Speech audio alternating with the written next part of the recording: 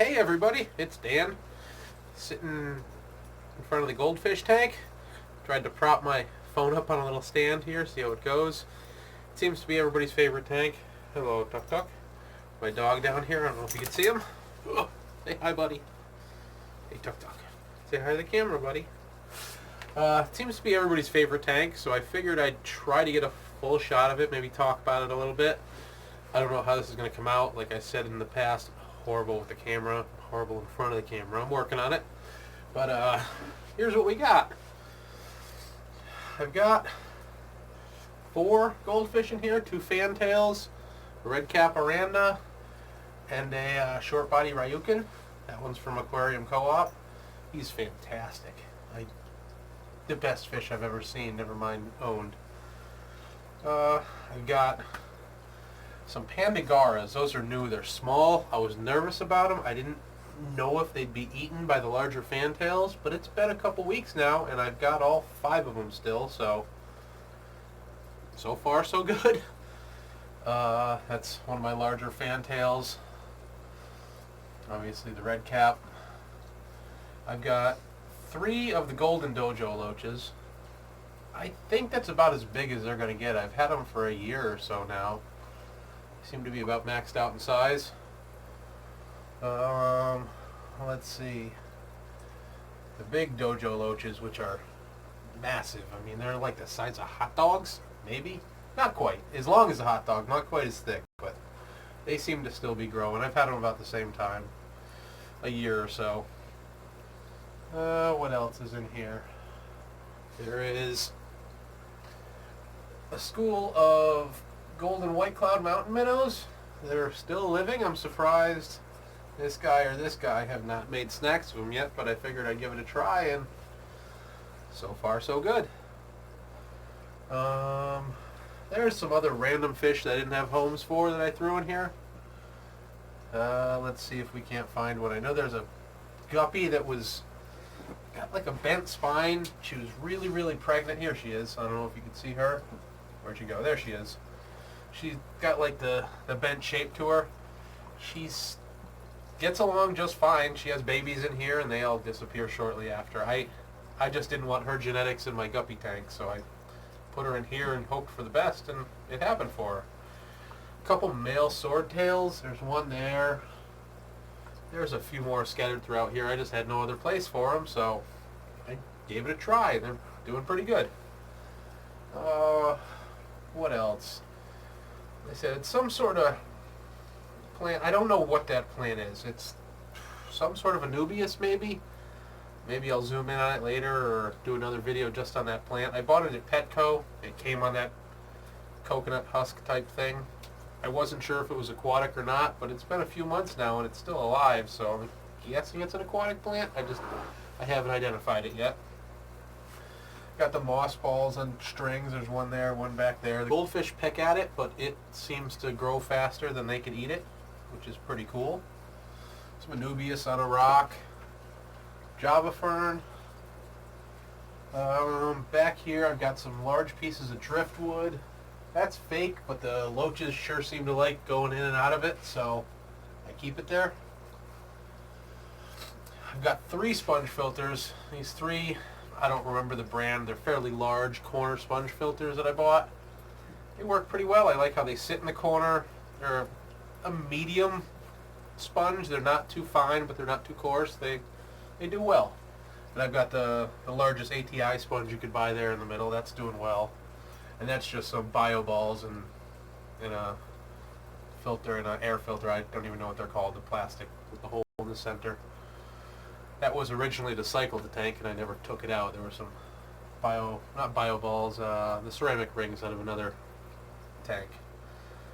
The substrate is mostly crushed coral, a little bit of sand, actually a little bit of dolomite as well. I've got really soft water, so I try to buffer it the best I can.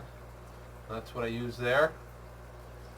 Everybody seems to be happy. I do pretty large water changes. I've got a bottom drain in here. It's actually like an under gravel filter.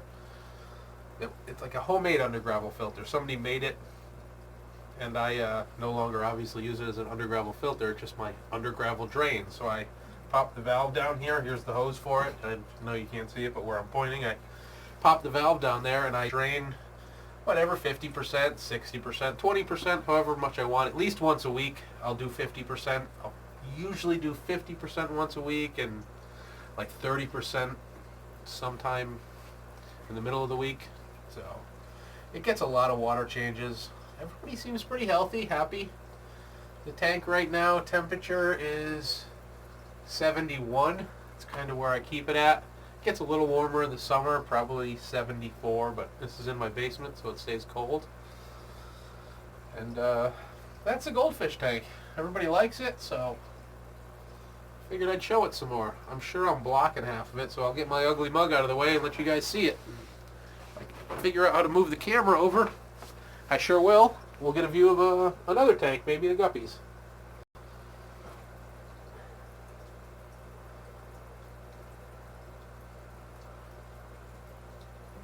Those fantails sure are large. Hoping to move them out to a pond this summer.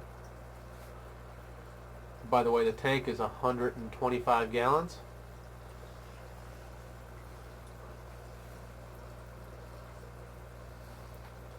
I'll get a little closer for you guys. It's going to get shaky because I'm a horrible cameraman.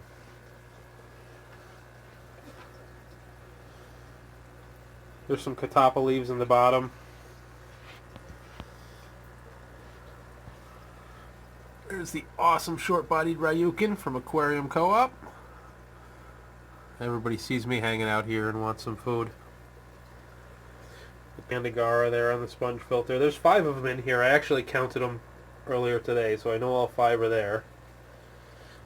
The distorted guppy that lives on.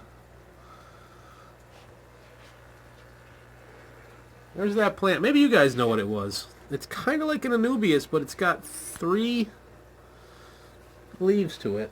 Let's see. There's some of it floating that the goldfish have tore off. Oh, there's also some Japanese trapdoor snails in here. I think there's half a dozen or so of those. Goldfish seem to leave them alone. My driftwood.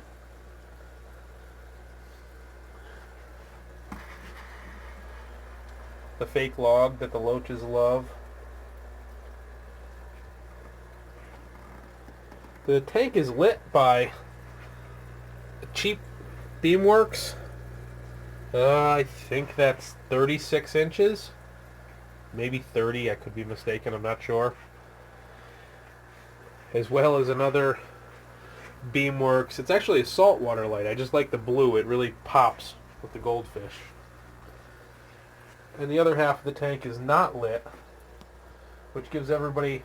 It actually looks pretty bright in the photo, but it is not in person. It's pretty dark in that corner. And it gives the smaller schooling fish and even the loaches a place to hide when they get sick of the goldfish, or the goldfish get sick of the loaches, because they all kind of... I guess they mess with each other constantly, but nobody's in bad health, so... Like there's a loach bothering the large goldfish, but he doesn't seem to be affected by it. He just kind of shrugs them off. They're all really friendly. Let's see if I could lift the lid. It's one of the DIY lids. We'll lift the lid quick. Sorry for the inconvenience. See if we can go top down a little bit. Try not to drop my phone in the water.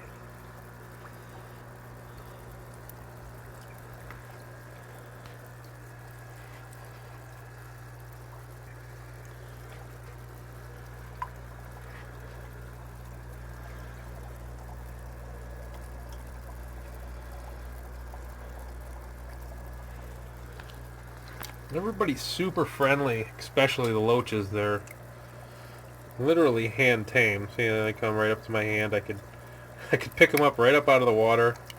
They're not in the least afraid of me. The goldfish are a little bit, but the loaches especially, they're just really friendly. I try not to do that much, but it is neat.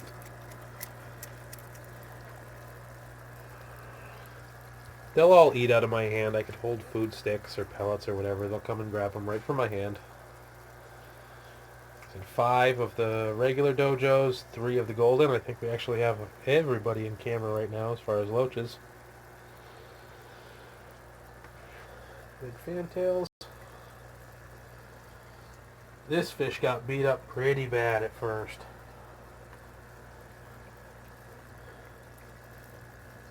Making a great recovery. Maybe some goldfish people could let me know. I don't know if or why I should separate male and females. I believe the red cap and the 2 fantails are all females. Or at least I have no reason to believe they're males. But I'm positive this is a male. Let's see if I can get... You can see his breeding stars on the gill plates. I don't know if I'm going to get it on camera. I'm a bad cameraman.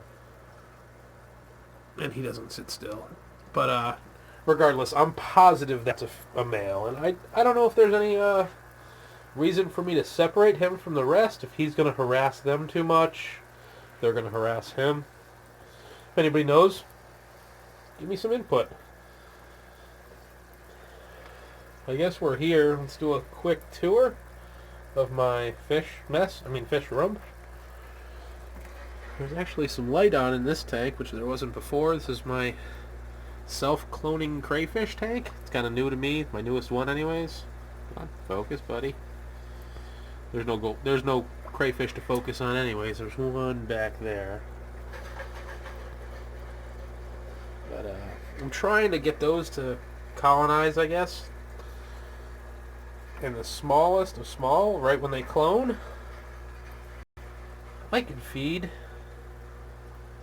a figure 8 puffer with, who hasn't realized the camera's out yet, so he's being friendly. Hey, bub. He's a really cool fish. Very timid fish, but nonetheless fantastically cool. He's just neat to watch from a distance, as long as he doesn't know I'm watching him.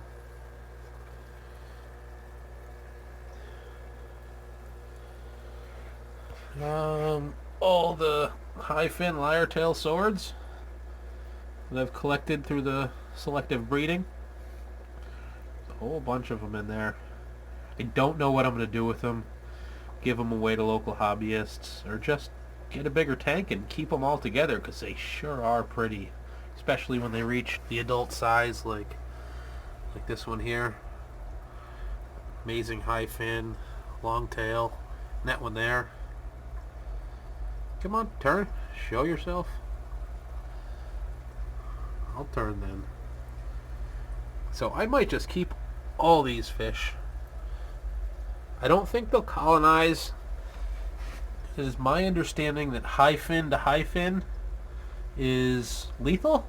I don't know about lethal, but they just can't breed. A high fin can't breed with a high fin. I made all those with high fin females. That one and that one. To a regular male. So I haven't decided where that's going yet. Come over here,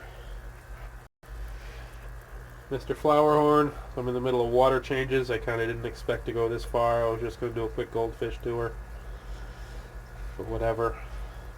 Buddy, it's always up for a fight.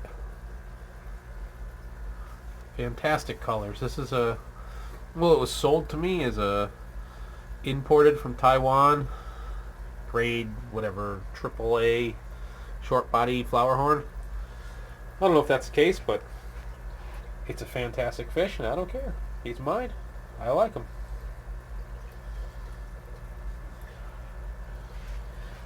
There's what's left of the small swordtails.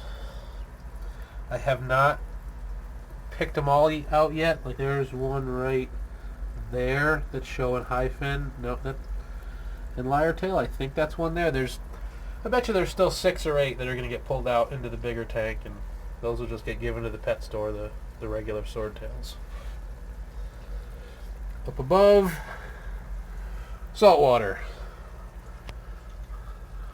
One of my little saltwater tank. The big one's upstairs. Maybe you guys have seen it. If you haven't, go check out some older videos. I set this tank up for these guys and these guys only. And of course I ended up getting other fish, but these are white spotted pygmy filefish. I tried them in my reef upstairs and they just couldn't take it. There was too much competition. The power heads were too strong. I lost one to who knows what. It disappeared. Another one got chewed up by the power head.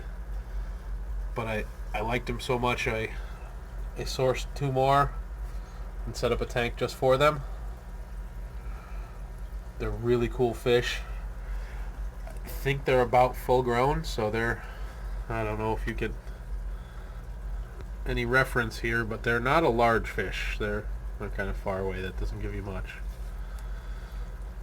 And I've got a black clown here, a black I don't even know what it's called. It's a black clown, and that's a Wyoming white. They get along pretty well. Maybe someday they'll start laying eggs. I've never really had interest in keeping eggs. My clownfish upstairs breed constantly, but I've never tried to rear the eggs. If these guys paired up and started laying eggs, I might seriously think about it. They'd make some cool babies. Sorry about that. Memory got full. Let's try to finish this here. I said this is the saltwater tank, white spotted pygmy filefish, clownfish, and haha, my PJ cardinal. There's some sexy shrimp hidden down there in the Kenya tree somewhere. We're not going to find them. There's a blood red fire shrimp way in the back left corner. He lives there. I'm not going to find him either.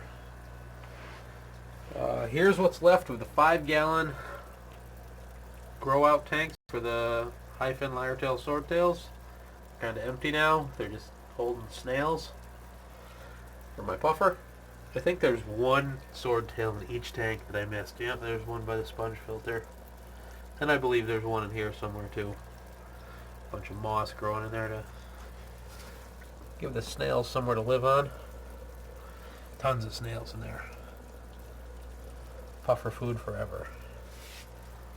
And the last tank. Guppies. It's my breeding guppies, not for profit, just for fun tank. There's probably 30 or 40 of them in there. 50, I don't know. There's quite a few guppies if you get down and dirty and look in there. There's a lot of fry. As well as some bristlenose plecos. A bunch of stir-by Corridoras. I've got a little crazy with collecting those. There's a ton of them in here. They breed. Something always eats their eggs. I never tried to pick them out, but there's eggs on the glass once a month or so. Siamese algae eaters. They helped, or at least I think they helped, take care of my black-beard algae, which I can't really show you because it's about gone.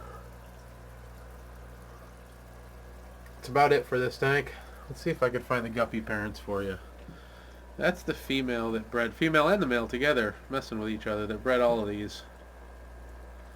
She was sold to me as a English lace guppy. Got them as a trio, 2 females and a male. She's the only one that made it. The male down there I bought at the big box pet store as a fancy guppy, I think. I believe it's more Endler and Endler cross. If anybody knows, let me know. It's a cool fish with the fork tail like that. Really great colors throughout. Those are all their babies with the dark red tails. I don't know what that's about, but guppies being guppies. Thanks for watching, everybody. Have a good Saturday morning, I assume, by the time you see this. It's Friday night for me. By the time it uploads, it'll be Saturday. Take care.